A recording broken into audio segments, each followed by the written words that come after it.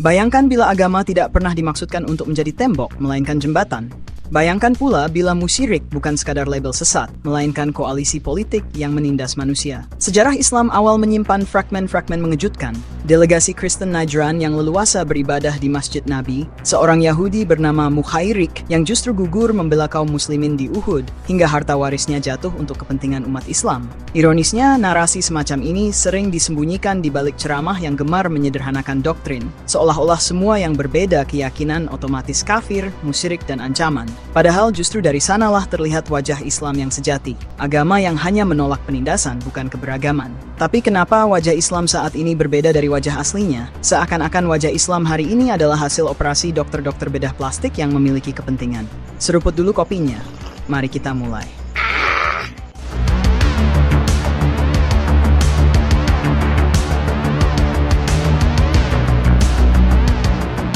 Delegasi Najran itu hadir ke Madinah bukan dengan wajah kecut penuh kecurigaan, melainkan dengan jubah hibarah yang berkilau, mantel indah, dan aroma wibawa yang membuat para sahabat berdecak kagum. Bayangkan, sekelompok orang Kristen dari Yaman tampil gagah di hadapan Nabi Muhammad, lalu dipersilakan masuk ke masjid yang menjadi pusat peribadatan sekaligus markas politik kaum muslimin. Bukan hanya diterima, mereka bahkan melaksanakan ibadah mereka di dalam masjid itu sendiri, menghadap ke timur, tanpa ada satupun tangan yang menghalangi. Rasulullah dengan tenang berkata, biarkan mereka, dan selesai perkara. Tidak ada fatwa mendadak, tidak ada rapat darurat, tidak ada orasi keras menuduh mereka pembawa syirik. Yang ada hanyalah pengakuan diam-diam bahwa manusia memang punya jalan masing-masing menuju Tuhannya. Sungguh, pemandangan ini terasa kontras bila kita bandingkan dengan sikap sebagian umat Islam zaman sekarang. Masjid kini sering dijaga ketat dari kontaminasi keyakinan lain. Ada yang begitu ketakutan, seolah-olah iman bisa bocor hanya karena melihat salib, lonceng, atau doa yang berbeda. Seakan-akan tauhid adalah gelas kaca tipis yang pecah bila bersentuhan dengan napas orang lain. Padahal Nabi sendiri justru mengajarkan bahwa keteguhan iman tidak diukur dari seberapa keras kita mengusir perbedaan, tetapi dari seberapa lapang dada kita memberi ruang bagi orang lain untuk beribadah. Lebih dari sekadar adegan sejarah, peristiwa Najran itu adalah deklarasi tanpa seremoni, bahwa Islam sejak awal tidak dibangun di atas paranoia teologis. Nabi tidak memaksa mereka pindah kiblat, tidak memaksa mereka melafalkan kalimat syahadat sebelum salat, bahkan tidak menyuruh mereka pindah lokasi. Ia membiarkan mereka menjalankan ritualnya, sementara beliau dan sahabatnya tetap dengan keimanan mereka. Dua keyakinan berbeda berdiri dalam satu ruang suci tanpa perlu menodai satu sama lain.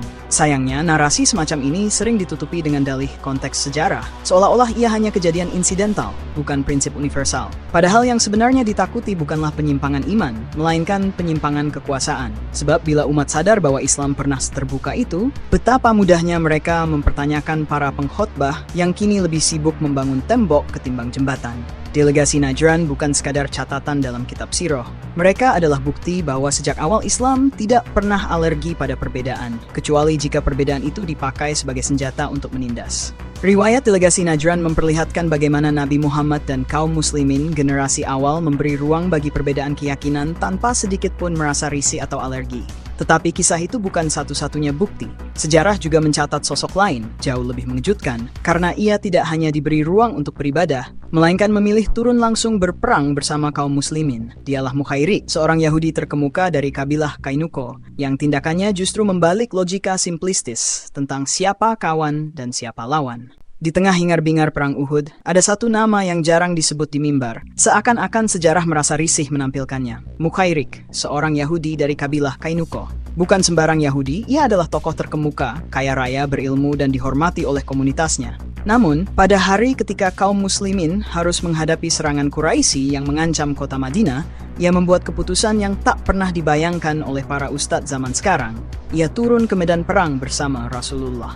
Bayangkan betapa absurdnya adegan ini jika dilihat dari kacamata dogma modern. Seorang Yahudi yang tidak pernah mengucapkan syahadat, tidak mengubah kiblatnya, dan tidak menghapuskan kitab sucinya, justru memilih mati di barisan kaum muslimin melawan Quraisy. Lebih mengejutkan lagi, sebelum berangkat, ia berkata kepada kaumnya, sebagaimana dicatat Ibnu Ishaq dalam sirahnya, "Jika aku gugur hari ini, semua hartaku aku wariskan kepada Muhammad."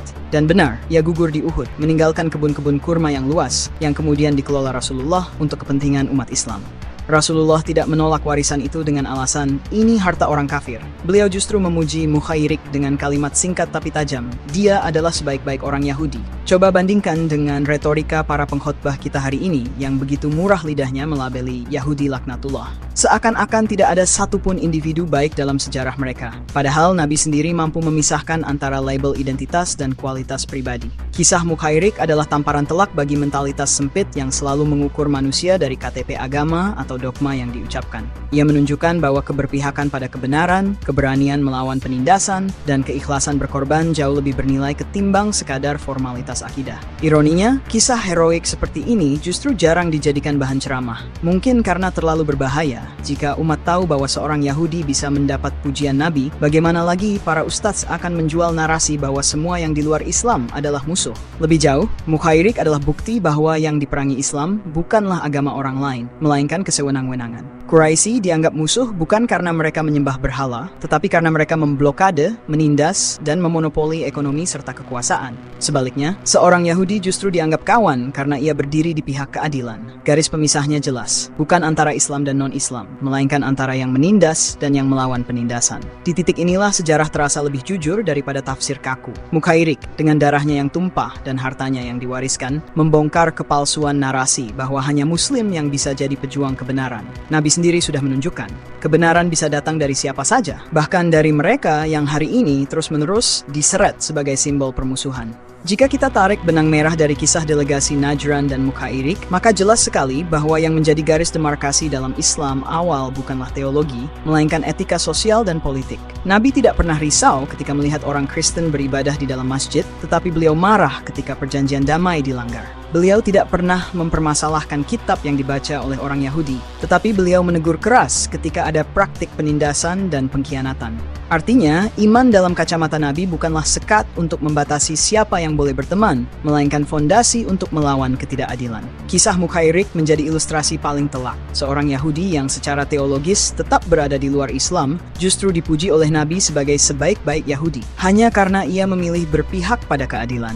Dengan tindakannya, ia membongkar narasi palsu bahwa iman adalah soal identitas belaka. Justru ia menunjukkan bahwa iman menemukan maknanya dalam tindakan sosial, dalam keberanian menentang tirani, bukan dalam sekadar lafaz syahadat yang diulang-ulang tanpa konsekuensi. Ironinya, kisah semacam ini jarang dibahas di mimbar karena terlalu subversif. Ia bisa merusak bisnis dagang para juru dakwah yang selama ini menjual ketakutan akan orang kafir. Dari sini pula kita bisa mengulik kembali istilah musyirik. Kata itu, jika dipahami sekadar sebagai penyembah berhala, akan membuat kita terjebak dalam simplifikasi teologis. Tetapi akar katanya, saroka, berarti bersekutu, berkongsi, atau berkoalisi. Dalam konteks politik Arab pra-Islam, musyirik adalah mereka yang membuat aliansi kekuatan untuk menghalangi Islam, bukan sekadar orang yang berbeda sembahan. Dengan demikian, musyirik adalah identitas politik, bukan sekadar label iman.